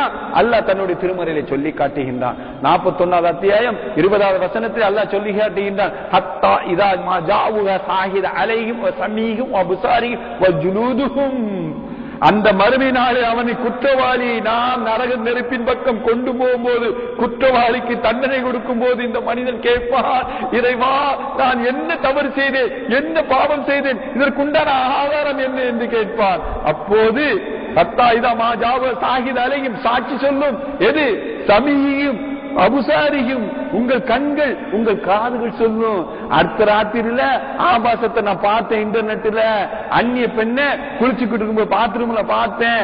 அடுத்த ராத்திரியில இவன் பேச ஆபாச பாடலை கேட்டுட்டு தூங்குனேன், இந்த இசையை கேட்டுட்டு தூங்குனேன். இப்படி என்று காதுகளும் கண்களும் அங்கே பதில் சொல்லும். இந்த கொலை கண்ணால பார்த்து மறைச்சேன், இந்த பெண் இவனோட தவறாக நடக்கிறத பார்த்து நான் மறைச்சேன், இந்த திருட்டனை கண்ணால பார்த்து மறைச்சேன் என்று கண்களும் சொல்லும், காதுகளும் சொல்லும். இன்னொரு வசனத்தில் அல்லாஹ் சொல்கின்றான், தஷ்ஹது அர்ஜுலுகும். இதே 36வது சூரா யாசீன்ல 65, 66 வசனத்தை சொல்கின்றான். தஷ்ஹது அர்ஜுலுகும் வ ஐதீஹிம், 2 கைகளும் சொல்லும், கால்களும் சொல்லும். நமக்கு ஒரு சந்தேகம் வரலாம், அது எப்படி பாய்? மர்ம ஒண்ணு இருக்கான், அங்க கை பேசுமா கால் பேசுமான்னு மனுஷன் கேட்கிறான். அது எப்படி நம்புற மாதிரி இருக்கா என்று சில முஸ்லிம்கள் கூட கேட்கிறார்கள். மாற்று மத நண்பர்கள் கேட்பது வேறு, நாத்திகர்கள் கேட்பது வேறு. ஆனால் சில முஸ்லிம்கள் கூட கேட்கிறார்கள். அவர்களுக்கே அல்லாஹ் தன்னுடைய திருமறையில ஒரு அத்தாட்சியை வச்சிருக்கிறான். அதுக்கு முன்னாடி, அந்த அத்தாட்சியை சொல்லுவதற்கு முன்னாடி, இந்த உலகத்துல நாம பயன்படுத்தக்கூடிய ஒரு ஸ்பீக்கர் எடுத்துக்கோம். நாரணிவா பாட்டு வெள்ளிக்கிழமை கேட்கிறோம் இல்லையா? இஸ்லாத்து அது ஹராமு. ஆனா அந்த பாட்டு பாடினவர் இறந்து போய் பல வருஷம் ஆச்சு. ஆனா அந்த பாட்டை இன்னைக்கு கேட்கிறோம். எதுல? டேப் இருக்கா? ஸ்பீக்கர்ல. ஸ்பீக்கர் கிட்ட என்ன இருக்கும்? வெறும் காயிலும் பேப்பரும். 8 GB 10 GB 50 GB சொல்றான். Memory card plastic. அப்படியே டிஸ்பிளேல சொருவுனா களை கூத்தாடிகளை ஆட வைக்கிறான், பேச வைக்கிறான். ஒரு நகை விரல் நகைக்கான இருக்கக்கூடிய ஒரு பிளாஸ்டிக்கை உன்னால் பேச வைக்க முடியும் என்று சொன்னால், ஒரு பேப்பர் காயில உன்னால் பேச வைக்க முடியும் என்று சொன்னால், நாளை மறுமையிலே அல்லாஹ் உன் கண்ணையோ உன் காதையோ உன் கையையோ காலையோ பேச வைக்க முடியாதா? கேட்கின்றான் மனிதன் கேள்வி. எப்படி போய் பேசுங்க என்று. அப்போது அந்த கைகளும் கால்களும் சாட்சி சொன்ன பிறகு இவன் சொல்லுவான், அத்த ராத்திரியில இந்த அந்நிய பெண்ணை தேடி நான் போனேன் என்று கால்கள் சொல்லும். இந்த கைகள் சொல்லும், டாஸ்மார்க்ல உட்கார்ந்து ஹராமான பாட்டில் திருக்கி குடித்தேன் என்று இந்த கைகள் பேசும். அந்நிய பெண்ணை அடுத்த ராத்திரி கைப்பிடித்தேன் இழுத்தேன் என்று இந்த கைகள் பேசும். அடுத்தவனுடைய பணத்தை என்னை திருட வைத்தான் என்று கைகள் பேசும். அடுத்தவனை நடு ரோட்ல போட்டு கொல்ல வைத்தான் என்று இந்த கைகள் பேசும். இருட்டுல பண்ண கொலைதான், இருட்டுல பண்ண திருட்டுதான், இருட்டுல பண்ண கள்ளக்காதல் தான், இருட்டுல பார்த்த ஆபாச செய்தி தான். எல்லாமே சாட்சிகள் கைகளும் கால்களும் சொல்லும் போது இந்த மனிதன் கெஞ்சுவான், கத்துவான். ஏ கையே, உன் காலே, உனக்கு என்ன நேர்ந்தது? இந்த உலகத்திலே எனக்கு கட்டுப்பட்ட கையாக, எனக்கு கட்டுப்பட்ட காலாக வாழ்ந்தாயே, இப்போது எனக்கு எதிர்ப்பாக பதில் சொல்லுகிறாயே என்று மனிதன் கெஞ்சுவான், கதறுவான். ஆனால் அப்போது அந்த கைகளும் கால்களும் சொல்லும், இந்த உலகத்தில் கட்டுப்பட்ட கையாக காலாக உனக்கு வைத்த அதே அல்லாதான் இப்போது எங்களை பேச வைத்தான் என்று அந்த கைகளும் கால்களும் அந்த மனிதனை எதிராக பார்த்து சொல்லும். இந்த கைகளோ கால்களோ தனக்கு எதிர்ப்பாக சாட்சி சொன்ன பிறகு இறைவன் அந்த நரகத்தீயிலே போடுவதற்கு முன்பதாக, நீதி விசாரணையை நிலைநிறுத்துவதற்கு முன்பதாக மனிதன் இன்னொரு முயற்சியும் செய்வான் என்று இறைவன் சொல்லி காட்டுகின்றான். இந்த உலகத்துல பாக்குறமா இல்லையா, சாட்சி பிறல் சாட்சி ஆயிப்போச்சு, கேஸ் கட்டு கரெக்டா, குற்றப்பத்திரிகை கரெக்டா பதிவு செய்யப்பட்டிருக்கிறது, சாட்சிகள் தன்னோட உடம்புல இருந்து எடுக்கப்பட்டாச்சு. அடுத்த விஷயம் என்ன செய்வான் இந்த உலகத்துல மனுஷன்? ஜட்ஜுக்கு லஞ்சம் கொடுப்ப பார்ப்போம், அதே மாதிரி வக்கீலுக்கு லஞ்சம் கொடுப்ப பார்ப்போம், அந்த சம்பந்தப்பட்ட அதிகாரிகளுக்கு லஞ்சம் கொடுத்து தப்பிக்க பார்ப்பான் இந்த உலகத்துல. இதே மாதிரி அல்லாஹ் தஆலா மறுமையிலையும் இந்த மனிதனை கிண்டலாக கேட்பான். 77வது அத்தியாயம் 39வது வசனத்திலே அல்லாஹ் சொல்லி காட்டுகிறான், இன் கானலக்கும் கைசும் பாக்கிதும். அல்லாஹ் கேட்கிறான், என்னப்பா இந்த குற்றத்துக்கு ஈடாக ஏதாவது நீ அடமானம் வைக்கிறியா, ஏதாவது எனக்கு தரியா என்று கிண்டலாக கேட்பதாக தன்னுடைய திருமறையில சொல்லி காட்டுகின்றான். அப்போது இந்த மனிதன் தன்னுடைய சொத்து சுகம், தன்னுடைய பொண்டாட்டி பிள்ளையெல்லாம் எடுத்துக்க, அல்லாஹ் என்ன மட்டும் விட்டுரு, என்ன எதுவும் பண்ணிராத, உன்னுடைய தண்டனையிலிருந்து என்னால் தப்ப முடியாது என்று அப்போது கெஞ்சி காட்டுவான். அந்த பையன் காணலுக்கும் கைத்தும் பாக்கிதும் தப்பிக்க முயற்சி செய். உலகத்துல செஞ்சமா இல்லையா? போஸ்ட்மார்ட்டம் ரிப்போர்ட்டை மாத்தி எழுதினியா இல்லையா? எப்படி போஸ்ட்மார்ட்டம் ரிப்போர்ட்? அதாவது நடு ரோட்டில் என்னுடைய கட்சிக்காரர் கலர் பாட்டிலை எடுத்து எதிரினுடைய மண்டையில் இவர் அடித்ததால் அவன் சாகவில்லை, அந்த soda bottle, colour soda bottle இருந்த கலருடைய நச்சுத்தன்மை எதிராளுடைய மூளைக்குள் சென்று அந்த கலர் தான் அவனை கொன்றது என்று போஸ்ட்மார்ட்டம் ரிப்போர்ட்டை திருத்தி தப்பிச்சா இல்லையா? சிசிடி கேமராவுடைய அந்த கவரேஜ அழிச்சு மாத்தினா இல்லையா? குரல் பதிவு தான், அவன் பேச்சு தான், ஆனா ஆடியோ ரெக்கார்டு கிராபிக்ஸ் பண்ணிருப்பாங்க, எடிட்டிங் பண்ணிருப்பாங்க, மெர்ஜர் பண்ணிருப்பாங்க சொல்லி அதை அவாய்ட் பண்ணி அதை ஆய்வுக்கு அனுப்புறா இல்லையா? ஆனா இங்க என்ன செஞ்சு தப்பிக்க முடியும்? பொண்டாட்டி பிள்ளைகளை ஈடா கொடுத்து பார்ப்பான், தன்னுடைய நியாயத்தை சொல்லி பார்ப்பான், தன்னுடைய சொத்து சுகத்தையே சொல்லி பார்ப்பான். அல்லாஹ் சொல்லி காட்டுகிறானா இல்லையா? என்னது 47வது அத்தியாயம் 38வது வசனத்தை அல்லாஹ் சொல்லி காட்டுகின்றான், அல்லாஹு கனியுன் அன்துமுல் ஃபுக்ரா.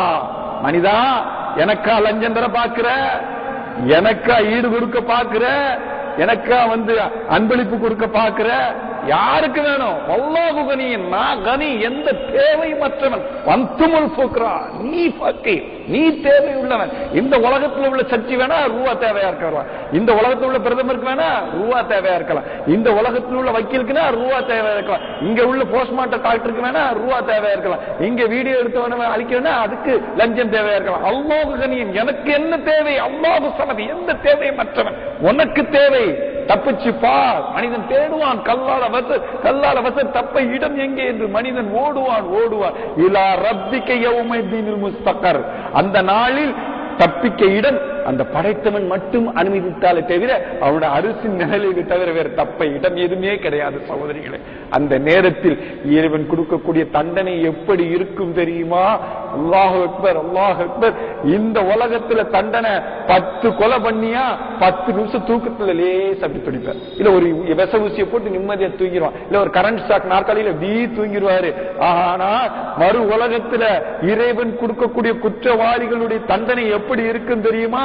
4வது அத்தியாயம் 56வது வசனத்தில் அல்லாஹ் சொல்லி காட்டுகின்றான், சோஃப நஸ்லிஹும் நாரா குல்லமா நலிஜத் ஜுலுதுஹும் பத்தல்னாஹும் ஜுலுத கைரஹா லியதுகுல் அதாப். அல்லாஹ் சொல்லி காட்டுகின்றான் தன்னுடைய திருமறையிலே.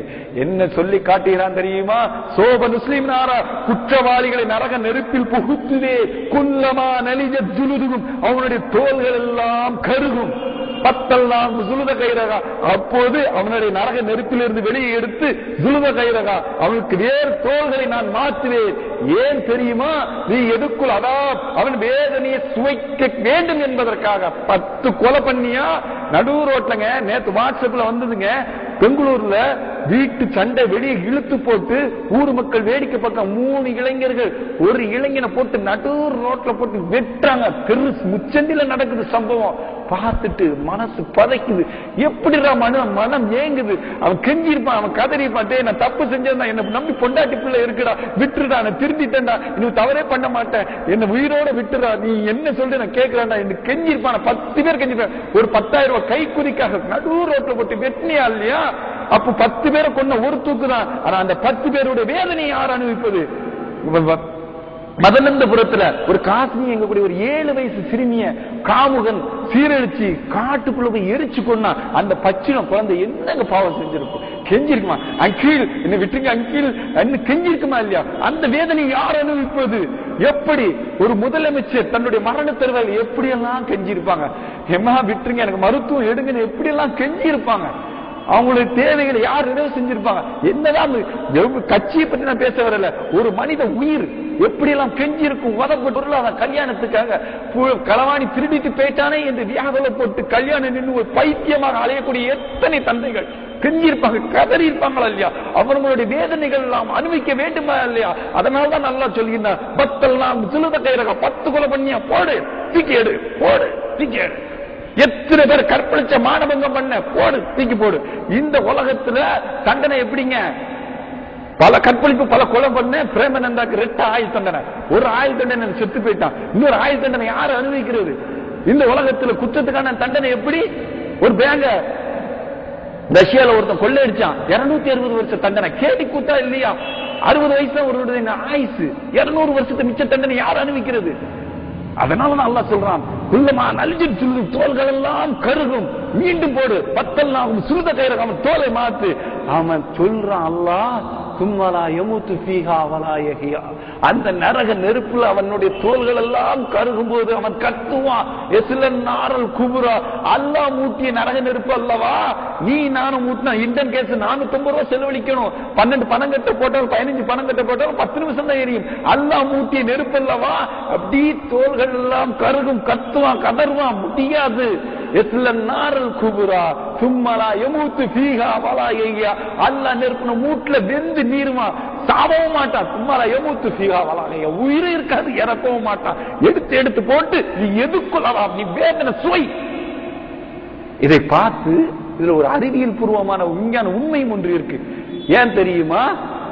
அல்லாஹ்வுடைய அந்த வசனத்தை 4வது அத்தியாயம் 56வது வசனத்தை தாய்லாந்து பல்கலைக்கழகத்துல படிக்கக்கூடிய உடற்கூறு ஆசிரியர் தகிட சாங்கக்கூடிய ஒரு உடற்கூறு MBBS மருத்துவர், இறைவனுக்கு எல்லா சக்தியும் உண்டு, எல்லா ஆற்றலும் உண்டு.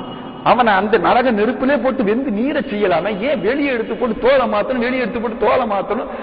கடவுளுக்கு எந்த சக்தியும் இல்லையா அப்படின்னு அவர் சிந்திக்கிறாரு. அப்ப அவர் உடற்கூறு ஆசிரியராக தோல் டாக்டரா இருக்கனால ஒரு உண்மையை கண்டுபிடிக்கிறாரு. நான் பல வருடங்கள் பல கருவிகளை வைத்து ஆராய்ச்சி செய்த ஒரு விஷயத்தை ஒரு செகண்ட்ல ஒத்தை வரியில விஞ்ஞானமே மருந்துக்கு இல்லாத காலத்தில், அஞ்ஞான காலத்தில், ஜாகிலிய காலத்தில் ஒரு நபிக்கு வழங்கப்பட்ட குரானில் இந்த விஞ்ஞானம் உண்மை பொதிந்திருக்குது எப்படி என்று சவுதி பல்கலைக்கழக மருத்துவ மாநாட்டில் இஸ்லாத்தை தழுவிறாரு. காரணம் என்ன தெரியுமா? அல்லாஹ் சொல்றானா இல்லையா, தோள்களை மாத்து. ஏன் தோலை மாத்தணும் யோசிக்கும் போது அந்த விஞ்ஞான உண்மை வெளிப்படுது. நகத்துல குத்துங்க வலி தெரியாது, பல்லுல குத்துங்க வலி தெரியாது, முடியை குத்துங்க வலி தெரியாது, தோல்ல குத்துங்க காலில் முள் தச்சுன்னா சிக்னல் மூளைக்கு முள் குத்திருச்சு. அப்போ உணரக்கூடிய தன்மை தோல்ல தான் இருக்குங்க என்ற உண்மையை இந்த மருத்துவர் சொல்றார். மருத்துவம் இன்னொரு விஞ்ஞான உண்மையை சொல்லுகிறது.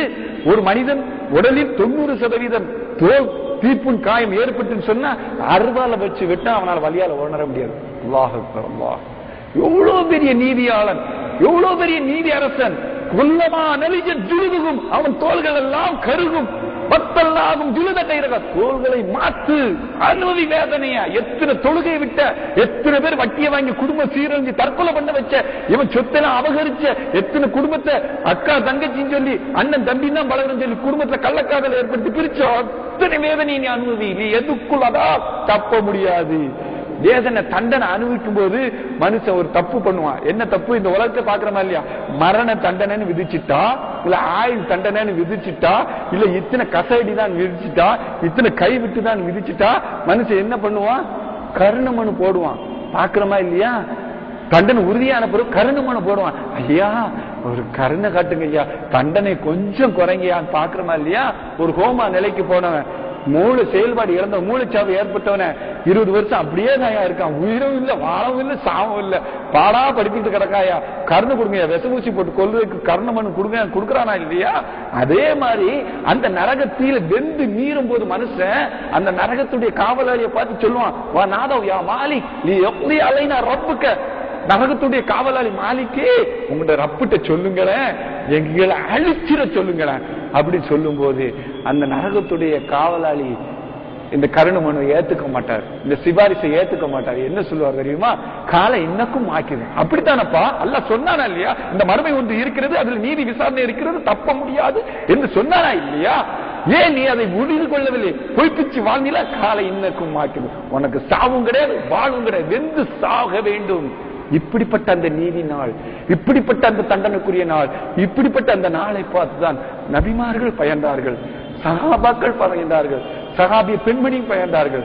மாய் சுரகையில்லவர்கள் விபச்சாரம் செய்து விட்டேன் யார சூழல்லா, தஹீரினி யார சூழல்லா, நாளை மறுமையில் என்னால் அந்த தண்டனை ஏற முடியாது, என்னை சுத்தப்படுத்துங்கள் யார சூழலா என்று வந்து நிற்கும் போது அல்லாஹ்வுடைய தூதர் சொன்னார்கள், அவருக்கு கல்லால் எறிந்து கொள்ளக்கூடிய தண்டனை கொடுங்கள் என்று. ஏன்?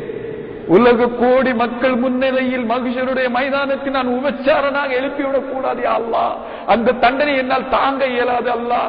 எப்படிப்பட்ட தண்டனை விபச்சாரர்களுக்கு? அந்த பானையின் அடித்தளத்தில் போய் கிடப்பார்கள், நெருப்பு தகதக என்று எரியும், பானையினுடைய விளிம்புக்கு வருகிறார்கள், ஓங்கி ஒரு சம்மட்டி அறை கொண்டு அடைக்கப்படும், மீண்டும் அடியில் விழுந்து விடுவார்கள். அவ்வளவு வேதனை தாங்க முடியாது. அல்லாஹ் யார சூழல்லா தஹீரினி, சுத்தப்படுத்துங்கள்.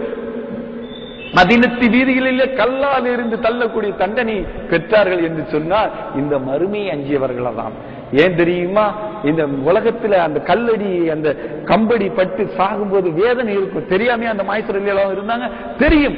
இந்த தண்டனை விட அல்லாஹ்வுடைய தண்டனை மிகப்பெரியது என்று பயந்தார்கள். அதனால்தான் நபி ஸல்லல்லாஹு அலைஹி வஸல்லம் சொன்னார்கள், தலுகுன் வலா தபுகுன், குறைவாக சிரிக்க மாட்டீங்களா, நிறைவாக அழுக மாட்டீங்களா, யபுகுன கஸீரா, நீங்க அதிகமாக அழுங்கள் என்று சொன்னார்களே. அப்படி சொன்னோடனே சகாபாக்கள் தங்களுடைய முட்டங்கால்களை முகத்தை பதித்துக் கொண்டு தேம்பி தேம்பி அழுதார்கள். இத்தக்கு முன்னார் அந்தத்துக்கு முன்னார், நரக வேதனையை அஞ்சு கொள்ளுங்கள், நரக நெருப்பை பயந்து கொள்ளுங்கள் என்று சொன்னார்களே. இப்படிப்பட்ட அந்த வேதனையினால்தான் யாராலையும் தப்பித்துக் கொள்ள முடியாது. சகோதர சகோதரிகளே, கடை எந்த அளவுக்கு உம்மி நபி மாற்று மத நண்பர்களாலேயே, இறை நிராகரிப்பவர்களாலேயே, அஸ்ஸாதிக் அல் அமீன், உண்மையாளர் நேர்மையாளர் என்று போற்றப்பட்ட, அல்லாஹ்வாலே போட்ட இன்ன காலா குலுக்கின் நதீம், நீங்கள் நற்குணத்தின் மீதே இருக்கிற என்று சார்ந்து பகரப்பட்ட நபி கூட தன்னுடைய மரண சம்பவத்திலே சொன்னார்கள், என்னை பழிதீர்த்துக் கொள்ளுங்கள், என்னை பழிதீர்த்துக் கொள்ளுங்கள். யாருக்கேனும் நான் தவறு செய்தேனா, யாருக்கேனும் நான் அநீதம் செய்தேனா, என்னை பழிதீர்த்துக் கொள்ளுங்கள், மறுமையில் என்னை குற்றவாளிகளாக பிடித்துக் கொள்ளாதீர்கள் என்று ஒரு மாநபி கவறினார்கள் என்று சொன்னால் இந்த மகசூருடைய வேதனை தான், இந்த மகசூருடைய தண்டனை தான். அப்படிப்பட்ட மறுமையை நாமும் அஞ்ச வேண்டும், நாமும் கண்ணீர் வடிக்க வேண்டும். கண்ணீர் விடக்கூடிய ஒரு நாள் அது சகோதரிகளே, தப்பவே முடியாது சகோதரிகளே. அப்படிப்பட்ட அந்த நாளில் அல்லாஹ்வுடைய கேள்வி கணக்கில் இருந்து, அல்லாஹ்வுடைய விசாரணை நாளில் இருந்து நாம் தப்பிக்க வேண்டும் என்று சொன்னால் அல்லாஹ்வுடைய தூதர் சொல்லுகின்றார்கள், உங்கள் அமல்களை முற்படுத்தி வையுங்கள். அல்லாஹ் ஹாசிபினி ஹிசாபை யசீரா, மாநபி தங்களுடைய வாழ்க்கையில கேட்ட துவா, யா அல்லாஹ் என்னுடைய கேள்வி கணக்கை லேசாக வாங்கு, யாருடைய உரிமையை நான் மீறிவிடக் கூடாது, யாருடைய அநீதம் செய்துவிடக் கூடாது, யா அல்லாஹ் அல்லாஹ் ஹாசிபினி ஹிசாபை யசீரா, என்னுடைய கேள்வி கணக்கை லேசாக வாங்கு என்று சொன்னார்களே. அந்த மறுமை நாளை நாமும் அஞ்ச வேண்டும். அந்த நாளில் ஒரு மனிதன் கொண்டு வரப்படுவான், அவனை பற்றி நபிகள் நாயகம் ஸல்லல்லாஹு அலைஹி வஸல்லம் சொன்னார்கள், மன்கான முப்லிஸ், யார் முப்லிஸ் தெரியுமா, யார் ஓட்டாண்டி தெரியுமா, யார் வெஞ்சோட்டுக்காரன் தெரியுமா என்று கேட்டார்கள். நாமெல்லாம் ஓட்டாண்டினா யாரங்க சொல்லுவோம், டாடா பில்லா மாதிரி அம்பனி மாதிரி சொத்து சுகம் வச்சுட்டு கடைசியில் கஞ்சிக்க வழி இல்லாம திருவோடு தெருவா பிச்சை எடுக்க அவனை பார்த்து தான் சொல்லுவோம். ஆனா நபி ஸல்லல்லாஹு அலைஹி வஸல்லம் அந்த சகாபாக்கள் அதைத்தான் சொன்னாங்க, தீர்க்கமும் தீனாரும் ரியாலும் இல்லாதவர்கள் தான் ஏழை ஓட்டாண்டி என்று சொன்னார்கள். நபி ஸல்லல்லாஹு அலைஹி வஸல்லம் சொன்னார்கள், அவர்கள் எல்லாம் முப்லிஸ். முப்லிஸ் யாரு தெரியுமா?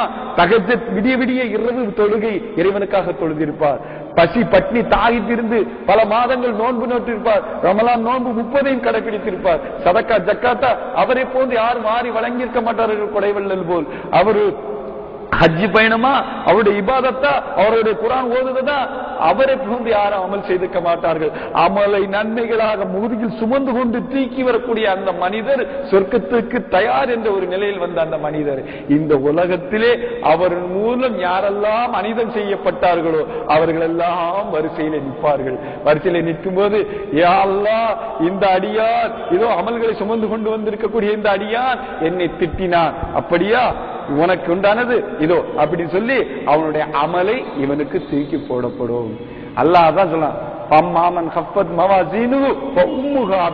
எவனுடைய நன்மையேடு லேசாக இருக்கிறதோ அவன் ஹாதியாங்கிற நரகத்துல தான் விழுவான்.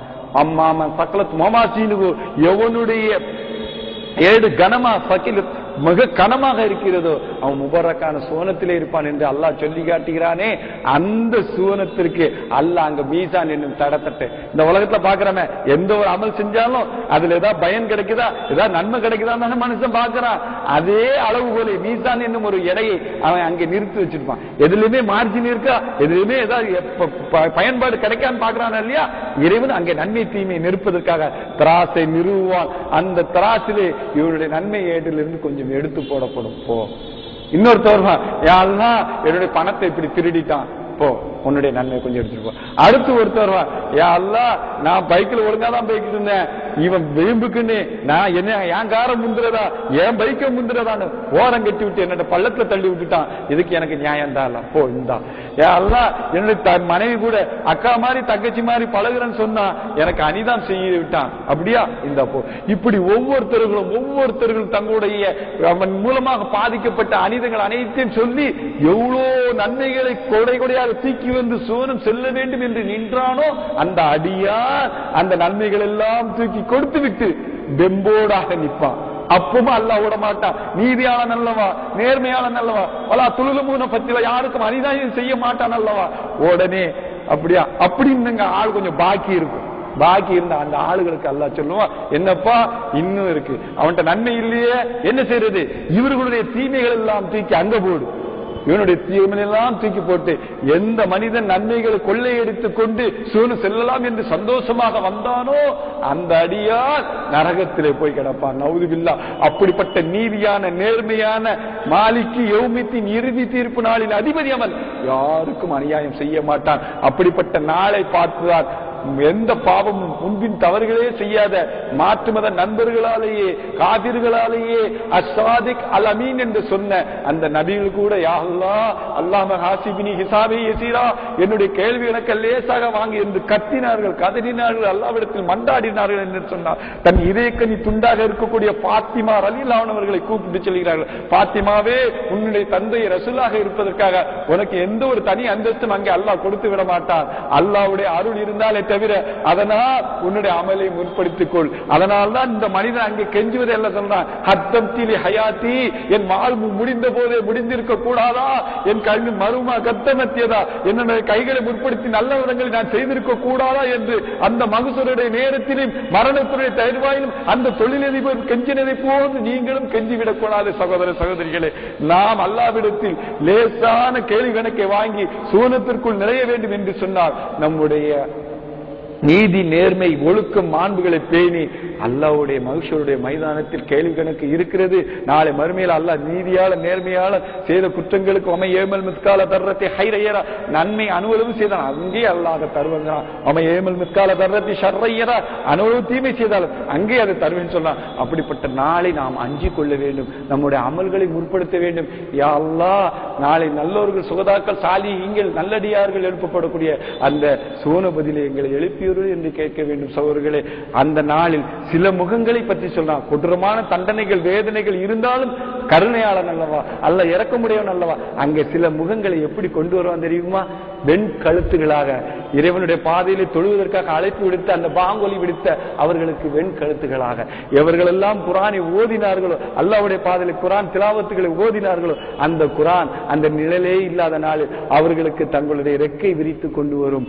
தனிமையில இருந்து தன்னுடைய பாவத்துக்காக தன்னுடைய தவறுக்காக தன்னுடைய குற்ற பரிகாரத்துக்காக தனிமையில் இருந்த அழுதானோ அந்த இளைஞனை அல்லாஹ் கூப்பிடுவான்.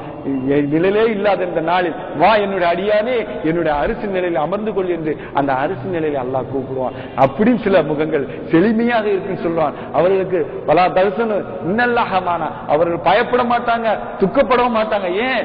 நல்ல அடியார்கள் சாலியான நல்லமலை செஞ்சார்கள், மறுமை ஒன்று இருக்கு என்று நம்பினார்கள். அந்த நீதி நாளை நம்பி இவ்வுலகத்திலே தங்களுடைய வாழ்க்கை சீரமைத்துக் கொண்டார்கள். யாருடைய உரிமையும் யாருடைய தேவையும் பறித்துக் கொள்ளாமல் தங்களுடைய உரிமை தங்களுடைய தேவையை பகிர்ந்தளித்துக் கொண்டு மறுமை நம்பி வாழ்ந்த அந்த மனிதர்களுக்கு சோனபதியை தயாராக தர இருக்கிறேன் என்று அல்லாஹ் சொன்னான். அப்படிப்பட்ட அந்த விஷயங்களை அல்லாஹ் உங்களுக்கு எனக்கு தந்தருள் புரிய வேண்டும். கடைசியாக ஒரு செய்தியை மட்டும் சொல்லி முடித்துக் கொள்கிறேன். இந்த மறுமை நாளில் அல்லாஹ் எப்படிப்பட்ட நீதியாளன் நேர்மையாளன் என்பதற்கு இந்த ஒரே ஒரு செய்தி. என்ன செய்தி என்று சொன்னால், ஒரு நேரம் கடுமையான இது போன்று கொதிக்கக்கூடிய வெயில் நேரம், கொதிக்கக்கூடிய வெயில் நேரம். இந்த நேரத்தில் உலகத்துக்கே அதிபதியாக இருக்கக்கூடிய அல்லாஹ் உலகத்துக்கே அருளாக ரஹமத்துல் ஆலமீனாக நபிகள் நாயகம் ஸல்லல்லாஹு அலைஹி வஸல்லம் அவர்களை தூதராக அனுப்பினான். அந்த ஜனாதிபதி ஒரு மதீனத்து நாட்டுக்கு தேசத்துக்கு அதிபதியாக ஜனாதிபதியாக இருக்கக்கூடிய அவருடைய வாழ்க்கை எப்படி தெரியுமா? எளிமையான வாழ்க்கை. 3 நேரம் ஒரு நேரமா சந்தோஷமா சாப்பிட்ட இல்லாத எளிமையான வாழ்க்கை. அப்படிப்பட்ட அல்லாஹ்வுடைய தூதர் பசியோடு அந்த வெயில்ல வெளியே வர்றாங்க. வர்ற நேரத்துல தன்னுடைய தோழராக இருக்கக்கூடிய அபூபக்கர் ரலியல்லாஹு பசியோடு வெளியே வராங்க. அபூபக்கரே, என்ன இந்த நேரத்துல வெளியே? யா ரசூலல்லாஹ், உங்களை எது வெளியேற்றியதோ அதுவும் என்னை வெளியேற்றியது. அழகான பதில். அவருக்கும் பசி. உமர் ரலியல்லாஹு அன்ஹு அவர்கள் வர்றாங்க, அவங்களும் பசி. 3 பேரும் முன் அனுமதி பெற்ற ஒரு அன்சாரி தோழர், மதீனாவுடைய வாழக்கூடிய அன்சாரி தோழர் வீட்டுக்கு விருந்துக்கு போறாங்க. உட்கார்றாங்க. அவர் தனக்கே இருந்த ஒரு குறும்பாடை எடுத்து குர்பானி கொடுத்து அதற்கு பரிமாறுறாங்க. அந்த பரிமாற்றப்பட்ட இறைச்சி துண்டை எடுத்து உமர் ரலியல்லாஹு அன்ஹு அவங்க தங்களுடைய வாய்க்கிட்ட கொண்டு போறாங்க. அந்த நேரத்தில் நபி ஸல்லல்லாஹு அலைஹி வஸல்லம் சொன்னாங்க, உமரே, இந்த ஒரு துண்டுக்காக நாளை மறுமையில் அல்லாஹ்விடத்தில் பதில் சொல்ல வேண்டும் என்று சொன்னார். உமர் அதிர்ந்து விட்டார்கள்.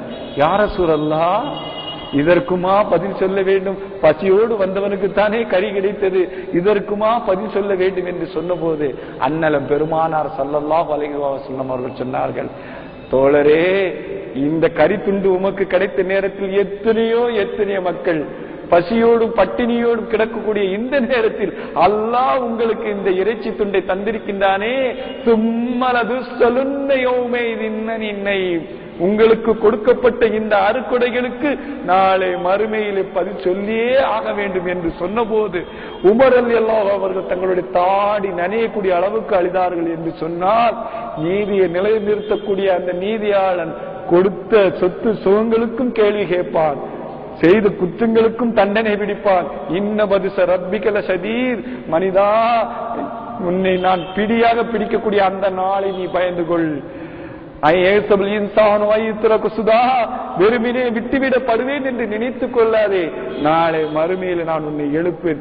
எப்படி எழுப்புவேன்? செத்து போன மக்கி போன என் உடலை எப்படி எழுப்பேன் என்று கேட்கியா? அதான் செவ்விய பனானா, உன் விரல் நுனிகளை கூட நான் செவ்வையாக படைத்து நாளை மறுமையில் எழுப்பேன். இங்கே ஒரு விஞ்ஞான உண்மை. ஏன் விரல்ல அல்லாஹ் சொல்லணும்? கழுத்து இருக்கு, கண்ணு இருக்கு, எவ்வளவு இருக்கு, அழியாத பைனல் கார்டு இருக்கு, அதை கூட சொல்லலாம். விரல் நுனியை ஏன் சொல்லணும்னு சொன்னா, இந்த உலகத்துல பிறக்கும் போது நமக்கு பத்திர ஆபீஸ்க்கு போனா பாஸ்போர்ட் இருக்கு சொன்னா, ஆதார் கார்டு இருக்குன்னா விரல் ரேகை. ஏன் ரிஜிஸ்டர் ஆபீஸ் போனா கூட விரல் ரேகை கருவிலி.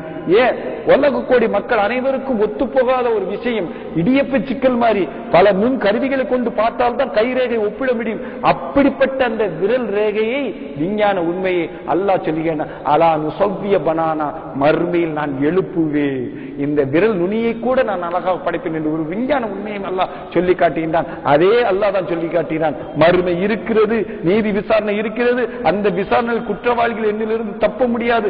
தப்ப வேண்டும் என்று சொன்னால், என் அருளோ ரஹமத்தோ இல்லை என்று சொன்னால் அவர்களால் தப்ப முடியாது. அந்த அருளோ ரஹமத்தோ வேண்டும் என்று சொன்னால் அவர் கரங்களை கொண்டு நல்ல அமல்களை முற்படுத்தி வைத்து என்னிடத்து பாவ மன்னிப்பு தேடிக்கொள்ளட்டும், அந்த மகசூருடைய கையல்களுக்கு தப்பதற்கு என்னிடத்தில் மன்றாடி பாவ மன்னிப்பு கேட்டுக்கொள்ளட்டும் என்று அல்லாஹ் சொல்கின்றான். அப்படிப்பட்ட பாவ மன்னிப்பை கோரி வல்ல ரப்புல் ஆலமீனிடத்தில், யா அல்லாஹ், என்னுடைய மறுமையை கேள்வி கணக்கு லேசாக்கு, என்னுடைய கபருடைய வேதனையை லேசாக்கு, சுகதாக்கள், சாலிகள், நபிமார்கள், அன்பியாக்கள், அவுலியாக்கள் இருக்கக்கூடிய அந்த புனிதமான சுவனத்தில் என்னை எழுப்பியருள் என்று கேட்டோம் என்று சொன்னால், லா தக்குனத்து மிர் ரஹ்மத்தில்லா, தங்களுக்கு தாங்களே அநீதம் செய்து கொண்ட என்னுடைய அடியார்களே என்னுடைய ரஹ்மத்தில் நம்பிக்கை இழக்காது சொல்லலாம். அல்லாஹ் தன்னுடைய ரஹ்மத்துடைய வாசலை திறந்து வச்சுக்கிறான். மறுமையினுடைய அந்த கேள்வி கணக்கு அஞ்சி அழுதவர்களாக அவனுடைய பாவ மன்னிப்பு கேட்போம்.